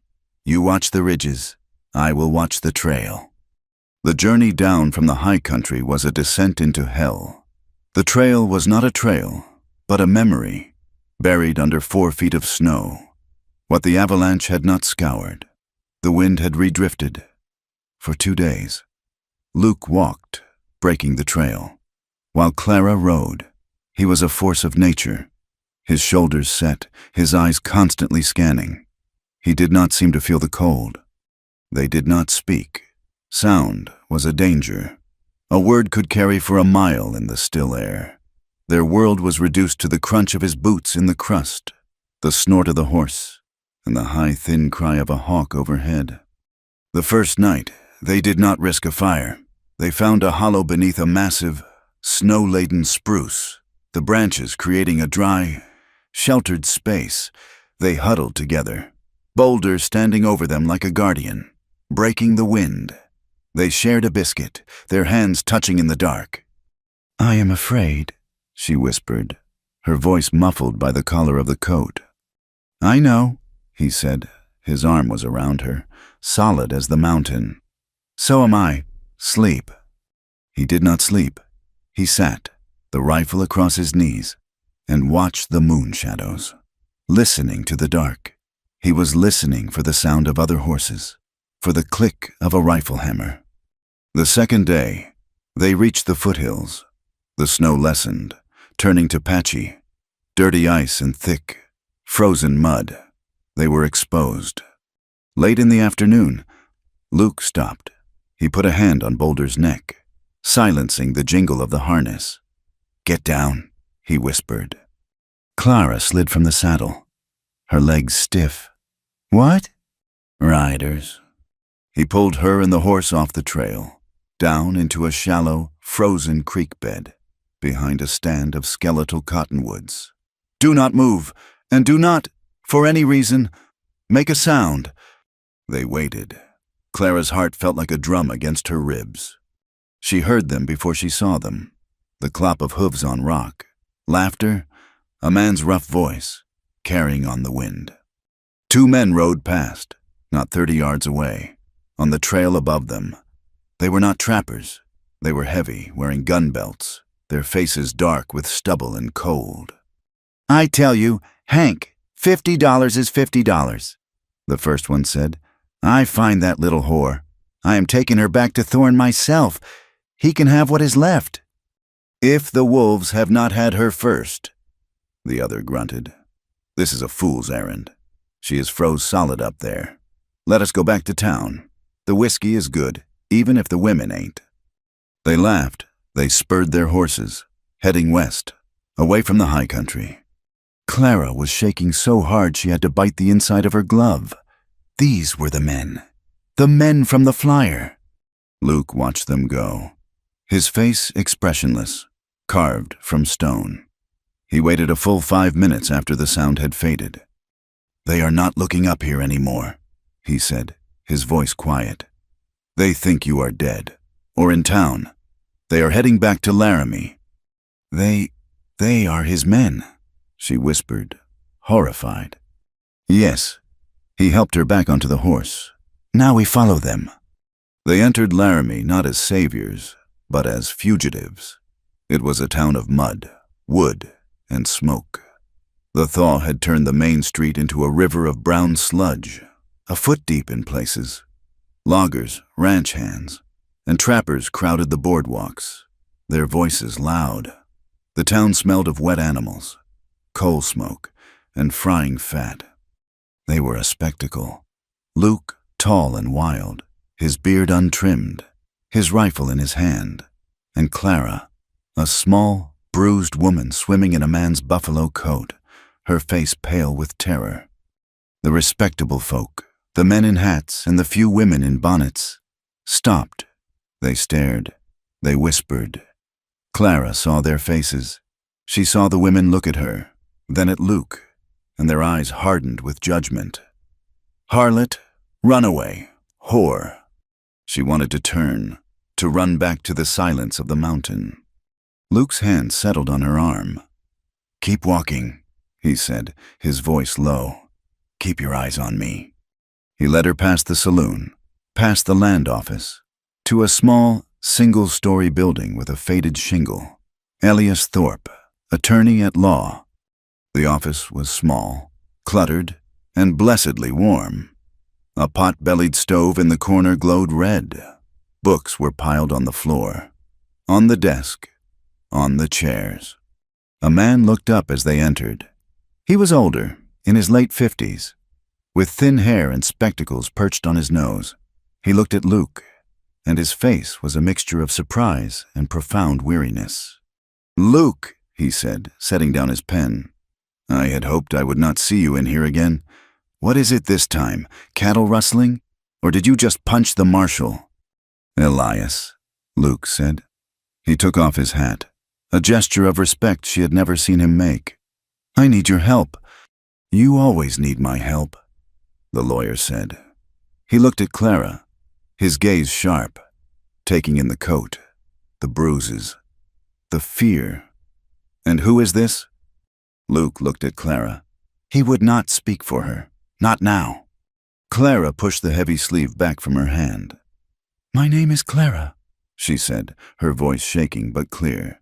I am the wife of Abner Thorne." Elias Thorpe dropped his pen. It clattered on the desk. He took off his spectacles and rubbed the bridge of his nose. "Oh, Luke," he sighed. "Of all the trouble in this territory, of all the hornets' nests, you had to kick the biggest one. Abner Thorne?" "She is not his wife," Luke said, his voice a low growl. "The law says she is. I saw the certificate filed myself. The marshal has a warrant for her arrest, for theft, a horse and saddle." "He bought me, Mr. Thorpe," Clara said, stepping forward. Elias looked at her. "My father in Kansas. He owed Mr. Thorne $500. He could not pay. Mr. Thorne offered to erase the debt in exchange for me. He did not ask for my hand. He made a trade. I was not courted. I was sold." The lawyer stopped rubbing his nose. He looked at her, his gaze intense. "Go on." He was cruel. From the moment the preacher finished, he hurt me. He put his hands on me. He told me I was his property. I ran that night, during the blizzard. I would have died. Luke found me. He saved my life." Elias looked at Luke. He remembered another girl, years ago, Luke's sister, Sarah. He remembered the bruises on her. He remembered Luke, younger then, sitting in this same office, his face a mask of rage and grief, begging him to do something, anything, to punish the man who had driven her to the river. The law had done nothing. "Abner Thorne is a powerful man. Child," Elias said, his voice softer. "He has the governor in his pocket. He is the law, in his part of the county." "Then the law is wrong," Luke said. "This is not the mountain. Luke, we cannot fix this with a rifle." "I am not asking you to fix it," Clara said. "I am asking you to make it right. Is there no law, anywhere, that says a person cannot be sold?" Elias looked at her for a long time. He saw the iron in her spine. She was not Sarah. She had not broken. "Yes," he said slowly. "There is. A contract made under duress is no contract. But it is a thin reed. Clara, he said, she said defense. A judge will see a legal marriage certificate. And your testimony. It might not be enough." "It has to be," she said. Elias nodded, his mind made up. He stood. "Judge Harlan is in town. He is a fair man. He does not like Thorne, but he respects the law.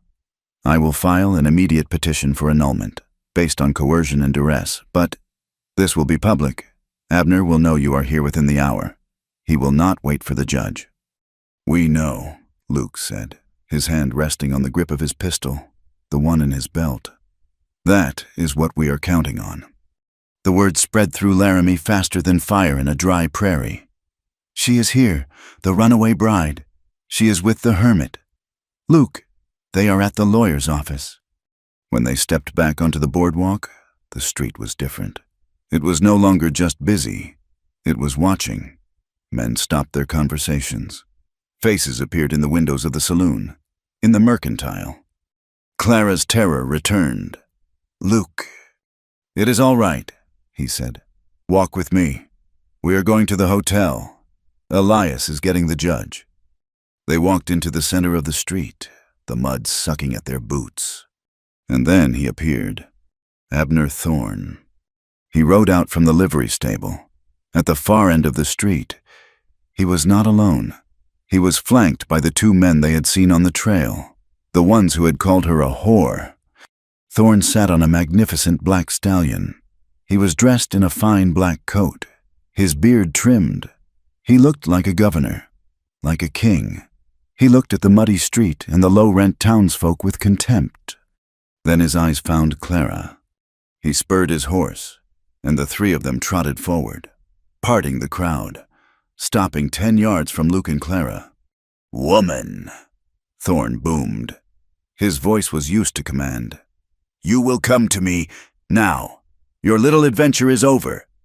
Clara stopped breathing. The voice, the command. She felt the muscle memory of her wedding day, the urge to obey, to cower. Luke stepped half an inch, putting himself between her and Thorne. "She is not going anywhere with you, Thorne." Thorne's eyes, small and dark, shifted to Luke. He looked him up and down. The wild hair, the rough clothes, the stubborn mountain man stance. He smiled, a thin, cruel smile. "This," he said, as if to the crowd, "is what you ran for, a filthy trapper, a half-wild hermit? You left my home, my wealth, for this?" He spat in the mud. "I am taking my wife. She stole my horse. She is a thief. Step aside, boy, or I will have you buried where you stand." "She is not your wife," Luke said. His voice was not loud. It was deadly calm. "She is a free woman." "She is my property," Thorne roared, his composure cracking. He was not used to being defied, especially not by someone he considered trash. He nodded to the man on his right, the one who had talked of $50. "Hank, take her. Shoot the man if he moves." The man named Hank smiled. He had been waiting for this. He swung down from his horse, his hand hovering over his holster. "Come on, little lady. The boss is calling." He lunged for Clara. He never reached her. Luke moved. He was not a barroom brawler. He was a hunter. He did not shove the man. He hit him. Once, a short, brutal strike to the throat. Hank collapsed, choking, gasping, his gun forgotten. The other man, the one who had wanted to go for whiskey, was smarter. He saw what happened. He drew his pistol. He never leveled it. Luke's pistol was already in his hand. The sound of the shot was a single, flat, deafening crack that echoed off the false front buildings. The second man stared, his face a mask of surprise. A small, dark hole appeared in the center of his chest. He sat down in the mud, looked at the hole, and then fell over, dead. It was over in 2 seconds. The street was silent. Smoke drifted from the barrel of Luke's pistol. Thorne was frozen, his face purple with rage and shock. His power, his hired muscle, was gone. One choking, one dead. You killed him," Thorne stammered. "He drew on me," Luke said, his voice cold. He did not look at Thorne. His gun was still in his hand, pointed at the man on the ground. The town marshal burst out of his office, shotgun in his hand. "What in God's name? Luke, put that gun down!" "He drew on me, Marshal," Luke said calmly. "Ask anyone." Elias Thorpe pushed through the crowd. "Marshal, this man," he pointed at Thorne, "was attempting to forcibly abduct my client, Clara Bethpage. Mr. Luke here was defending her, and himself." The man named Hank had gotten to his feet, still choking. He saw his partner dead in the mud. He saw Luke, his gun still smoking. He saw the marshal. He was a hired gun, paid for intimidation. not to die.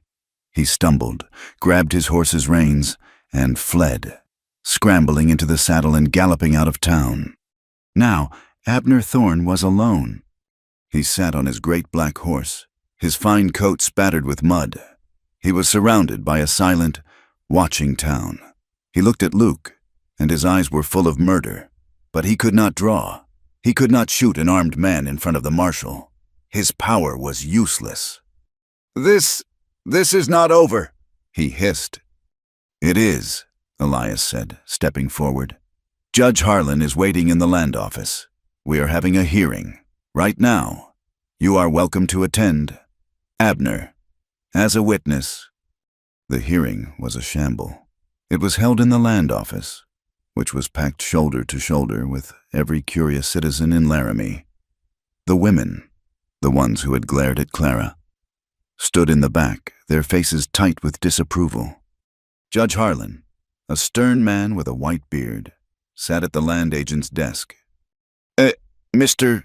Thorne," the judge said, his voice flat.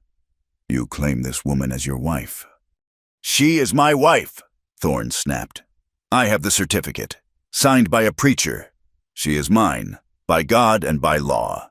She ran, and this animal, kidnapped her." "That is a lie," Elias said, his voice cutting through the anger. "She was not married. Your Honor, she was sold."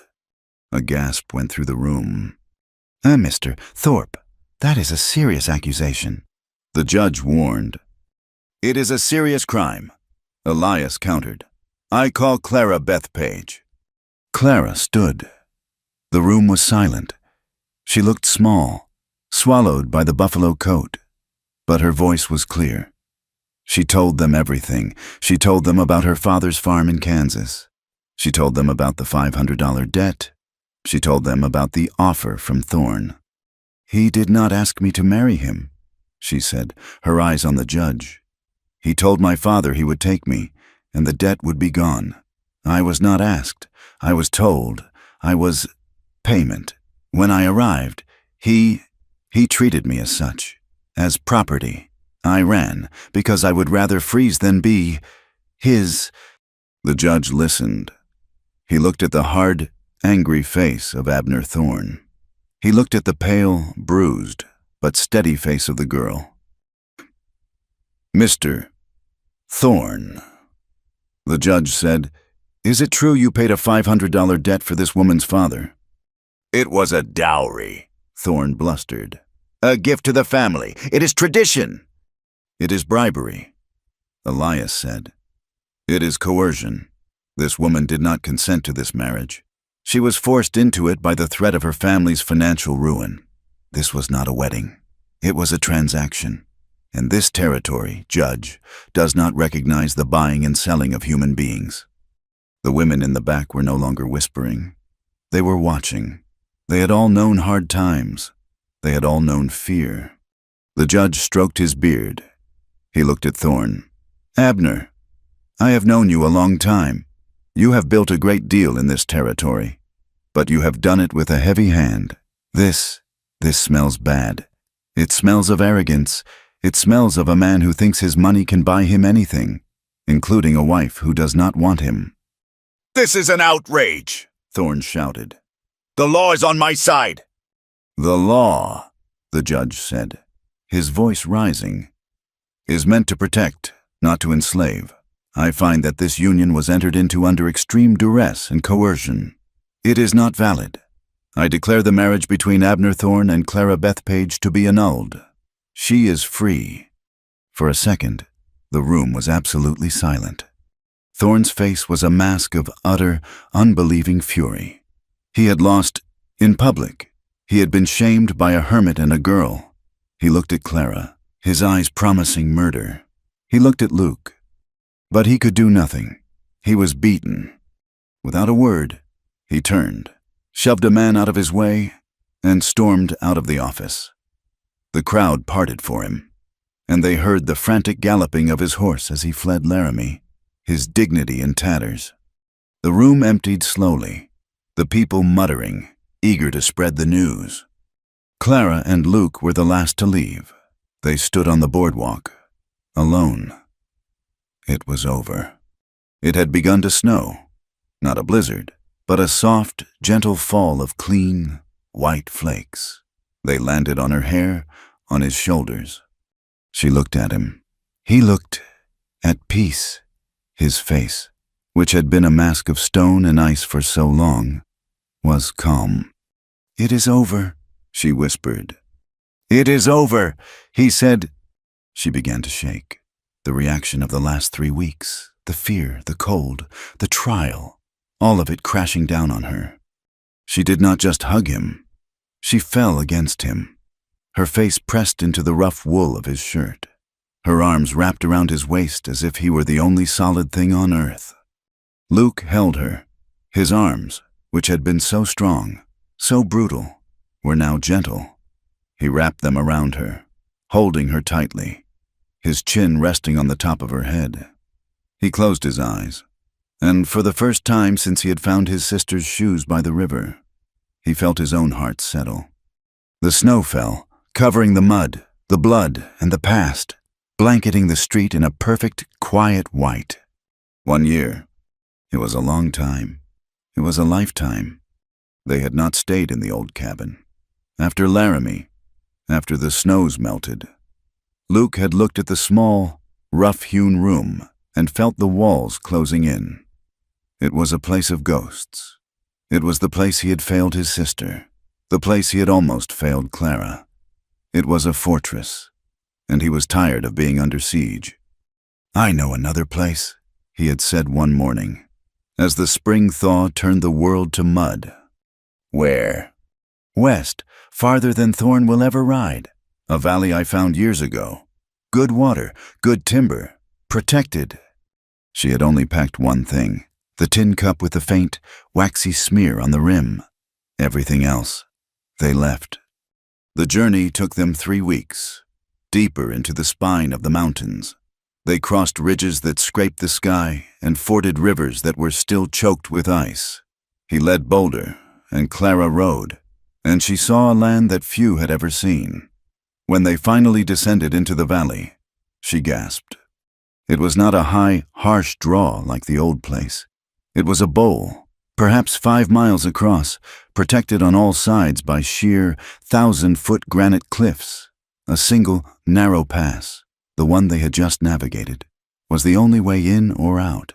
A river, wide and clear, wound through the meadow floor. The grass was knee-high, aspen groves shimmered green, and tall pines marched up the slopes. It is like Eden," she whispered. "It is home," he said. They built the new cabin together. He cut the trees, but she had helped him peel the bark, her hands learning the simple, satisfying work. He notched the logs, his axe moving with a skill that was almost art. But she had helped him mix the chinking, her hands covered in mud and straw. This cabin was different. It was larger. It had 2 rooms, a true luxury, one for living, and a small one for sleeping. It had a real porch, facing south, to catch the winter sun, and it had windows, 2 of them, made from glass panes he had packed all the way from Laramie, wrapped in blankets. He had spent his last dollars on them. "A woman needs light," he had said, as if it embarrassed him. Clara had cried. They had built a life. As the summer sun warmed the valley, they had built a home. A year passed. The snows came, deep and quiet, sealing the pass, and they were alone. But it was not imprisonment. It was peace. The snows melted, and the spring returned, bringing a carpet of wildflowers to the meadow. Clara changed. The girl from Kansas, the terrified bride, was gone. Her hands were calloused now, her skin browned by the sun, but the softness had not left her. It had simply settled, deepened. She had a garden, behind the cabin, in a patch of rich river-bottom soil. She grew potatoes, beans, and onions, and in a small, defiant plot by the front door, she grew flowers, wild columbine she had transplanted from the cliffs. and a few precious seeds of marigold she had traded a trapper for. She learned to bake bread, real risen bread, in the small cast-iron oven Luke had hauled in. The cabin, which always smelled of his wood smoke and leather, now also smelled of her baking, of yeast and warmth. Luke changed. The hermit, the man who lived with ghosts, had found a purpose beyond survival. He was a provider. He still hunted. He still trapped. His line of traps ran the perimeter of their valley. The furs he gathered were prime, and once in the spring and once in the fall, he would make the long journey to a settlement to the west, a different town, where no one knew of Abner Thorne. He traded his furs not just for coffee and salt, but for glass jars for Clara, for flour, for a small bolt of blue calico cloth, and once a thin book of poetry, which he gave to her, his face averted, as if he were handing her a loaded pistol. They were not rich, they were not easy, but they were happy. Their happiness was a quiet thing. It was not built on grand declarations. It was built on the small, steady rhythms of their life. It was the silence of the evening, as she sat mending a shirt and he sat oiling his rifle, the firelight playing on them both. It was the shared look when a hawk cried overhead. It was the way he would cut the wood just the length she preferred for the cook stove, and the way she would always have a hot cup of coffee ready when he came in from the cold. They never spoke of Abner Thorne. They never spoke of the wedding or the trial, or the man who had died in the Laramie Street. They did not need to. Those ghosts had been buried under the snow of Laramie and left behind in the old cabin. But they had a ritual. Every night, after the simple meal was done, after the dishes were cleaned and the fire was banked low, they would go to the small sleeping room. They would lie down in the bed he had built, a sturdy frame of pine that did not creak, under the quilt she had sewn. The room would be dark, the only light the moon on the snow outside the window. And in the quiet, his hand, calloused and scarred, would find hers, smaller but just as strong. He would link his fingers with hers.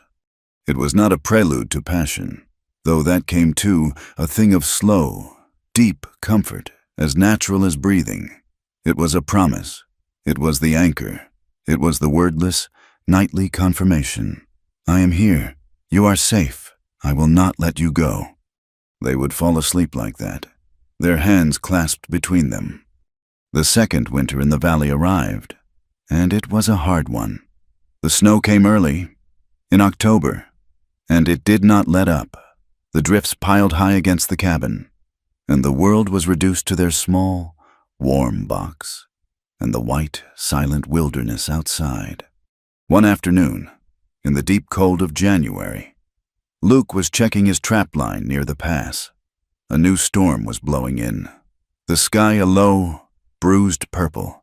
He was thinking of turning back when he saw the tracks. They were small, too small for a wolf, too small for a man.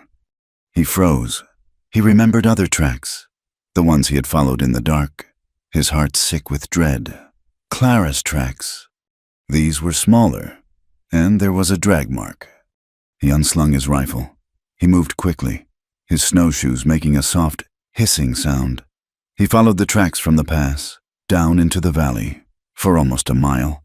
They were erratic, stumbling. Whoever it was, they were done. He found the bundle under a drift-covered pine. It was not a woman. It was a child. A little girl, no older than 4, maybe 5. She was wrapped in a thin, ragged shawl. Her hair was a pale, corn-silk blonde, matted with ice. Her face was a pale, waxy blue. She was not moving. Luke cursed, the word a plume of white steam. He dropped to his knees. He had seen this before. He had seen her like this. He pressed his fingers to the child's neck. He waited. Nothing. He pressed harder. And he felt it, a flutter, a pulse so faint, so thin, it was barely a thread of life. He did not wait. He tore the child from the snow, ripping her free. He tore open his own heavy coat and shoved the small, frozen body inside. against his wool shirt, against his own skin. She was a block of ice. "Hold on," he growled. "To her, to the mountain, to God. You hold on."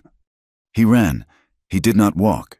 He ran the mile back to the cabin, his snowshoes sinking, his lungs burning, the storm howling at his back, a pack of wolves chasing him. He kicked the door open. Clara was standing by the hearth, a wooden spoon in her hand, her face placid. She saw his face, and the spoon clattered to the floor. "What?" "Get the blankets," he roared. "Now, by the fire." He tore the child from his coat and laid her on the bearskin rug, the one he had brought from the old cabin. She was a tiny, pathetic, frozen thing. Clara did not ask questions. She saw the blue face, and she moved. They worked together, a grim, practiced team. They had done this before, but this was different. This was not a woman. This was a child. They cut the frozen rags from her. They brought warm water, not hot, and bathed her limbs, rubbing life back into them. And when she was clean, and still terribly, terribly cold, Luke looked at Clara. "It is not enough. She is too small. She cannot fight." Clara understood. She stripped off her own heavy wool dress, down to her chemise. She scooped the child up, wrapped her in the driest blanket, and got under the pile of furs with her. She gathered the small, icy body against her own, skin to skin, a mother holding a newborn. Luke knelt beside them, piling more blankets on top, tucking them in.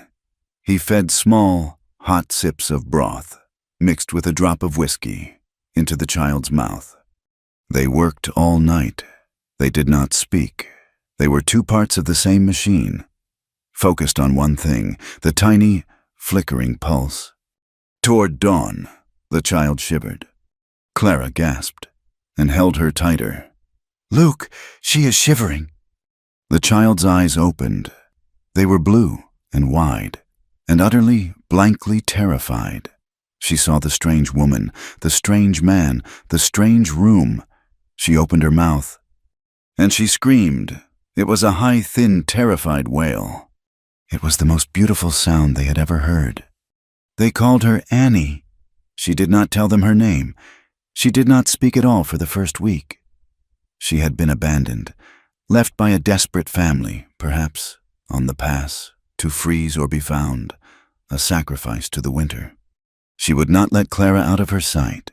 She would not eat unless Clara ate first. She hoarded biscuits under her small pillow. Luke was wary. He watched the child, his face closed. She was a complication. She was another mouth, another heart, another thing to lose. "Clara," he said one night, as they stood on the porch, watching the stars. The child was asleep inside, her first peaceful sleep. We are not people who can, we live rough. This is no life for a child." "What life is?" Clara asked, her voice quiet. She turned to him. The moonlight was soft on her face. "To be left in the snow, to be sold for a debt, to be told you are property?" He was silent. "She was left, Luke," Clara said. Her voice was fierce, the same fierceness he had heard in the Laramie courtroom.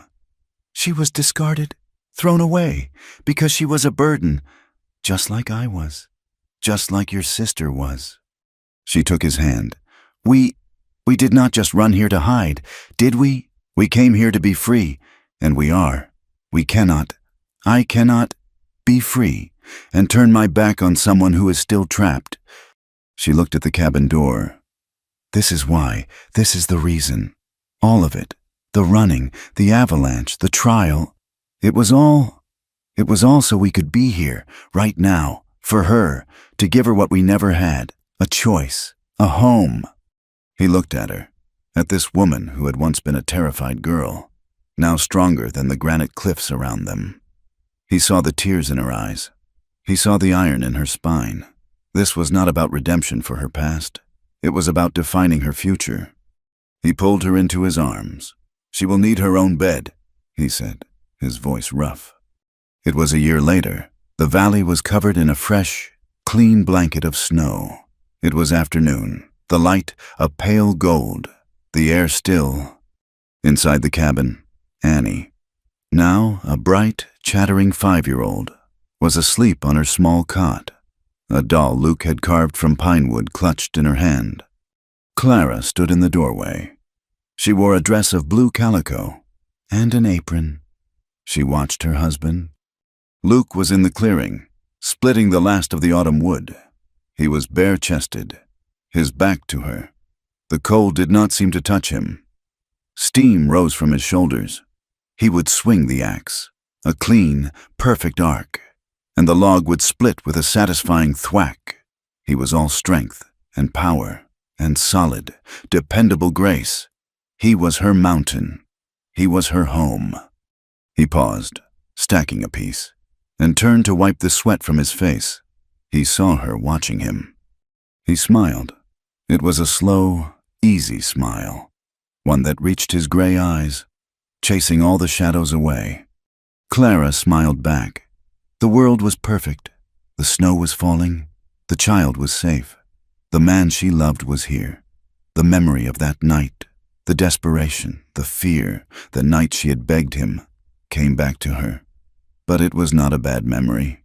It was the memory of their beginning, of the moment the ice had broken. She leaned against the doorframe, the cold air soft on her face. "Just do it again, Cowboy," she called out, her voice soft but clear in the still air. He heard her.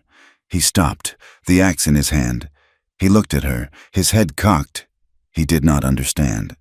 She laughed, a real, warm laugh that the girl from Kansas had never known. The kiss. "Luke," she clarified. He understood. He dropped the axe.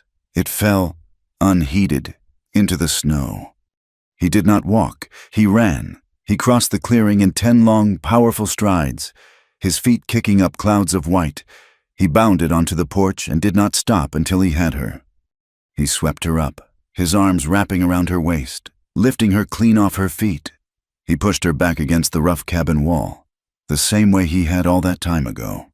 But this time, there was no fear. There was no desperation. He kissed her. He kissed her as the snow fell, as the child slept, as the mountains stood witness. He kissed her with all the passion of that first desperate night, and all the deep, quiet love of the 1,000 nights that had followed.